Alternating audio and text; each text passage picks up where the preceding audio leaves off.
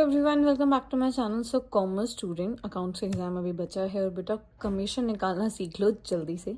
Commission दो तरीके से निकाली जाती है बेटा, एक तो होती है बिफोर चार्जिंग कमीशन और एक होती है आफ्टर। बच्चे आफ्टर में अटक जाते हैं। आफ्टर में बेटा डिनोमिनेटर में 100 के साथ आपका इंटरेस्ट ऑन रेट जो है वो भी ऐड ऑन होता है।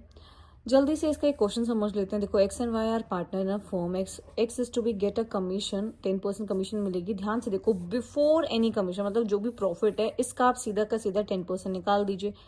अब y is to get a commission of 10, इसको भी 10% कमीशन मिलेगी on net profit after charging all commission. देखो, जब आ जाए आफ्टर की बात तो यहाँ पे क्या वर्किंग होती है, ध्यान से देखो। मैं सिर्फ कमीशन की वर्किंग करके दिखाती हूँ।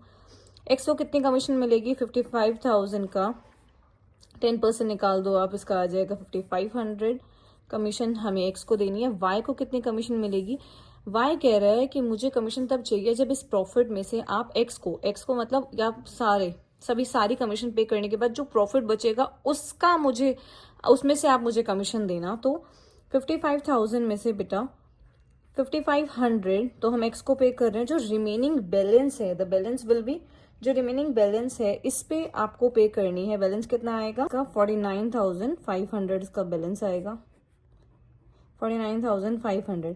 अब बेटा इस 49,500 का हम 10% तो देंगे, लेकिन आफ्टर पे कर रहे हैं तो नीचे आ जाएगा 110। इसमें जो इंटरेस्ट रेट है वो ऐड ऑन हो जाएगा। इसकी वैल्यू निकालेंगे, आएगा 4500। We will calculate it, we will get 4500। तो वाई को कमीशन मिलेगी 4500। अब बेटा अगर आपको यहाँ पे profit and loss appropriation account बनाने के लिए आ जाए तो आपका नेट प्रॉफिट क्रेडिट साइड आ जाएगा। उसमें से ये दोनों कमीशन पे करके जो रिमेनिंग प्रॉफिट बचेगा वो आप एक्स और वाई के बीच में डिस्ट्रीब्यूट कर सकते हैं। आई होप आपको कमीशन की वर्किंग समझ आई होगी। Thank you so much for watching.